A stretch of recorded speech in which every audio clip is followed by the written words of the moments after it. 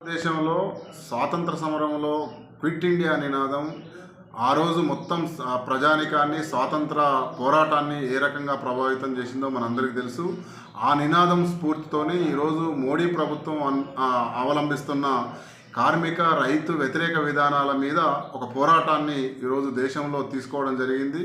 కార్మిక సంఘం, సిఐటియుగా, రైతు సంఘం, వ్యవసాయ కార్మిక సంఘాల 3 సంఘాల కలయికతో ఈరోజు ఆగస్టు 10వ తారీఖు రోజు జైల్ భరో కార్యక్రమానికి పిలుపునివ్వడం జరిగింది.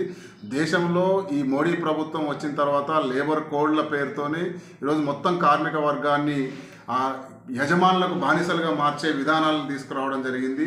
8 గంటల పని విధానం స్థానంలో ఈరోజు 12 గంటల పని విధానం తీసుకొచ్చే ప్రయత్నం జరుగుతూ ఉన్నది. మొత్తం కార్మిక వర్గాన్ని మొత్తం కూడా యజమానులకు కట్టు బానిసలుగా మార్చే ప్రయత్నం ఈరోజు దేశంలో జరుగుతుంది. దీనికి వ్యతిరేకంగా ఆగస్టు 10వ తారీఖు జరగబోయే జైల్ భరో కార్యక్రమంలో హైదరాబాద్ నగరంలో ఉన్న కార్మిక వర్గం మొత్తం కూడా విస్తృతంగా దీన్ని ప్రచారంలోకి తీసుకెళ్ళి అధిక సంఖ్యలో ఆగస్టు 10 జైల్ భరో కార్యక్రమంలో మనందరం కూడా పాల్గొని ఈ మోడీ ప్రభుత్వ విధానాలని ఎండగట్టాలని చెప్పి అందరికీ విజ్ఞప్తి చేస్తున్నాం.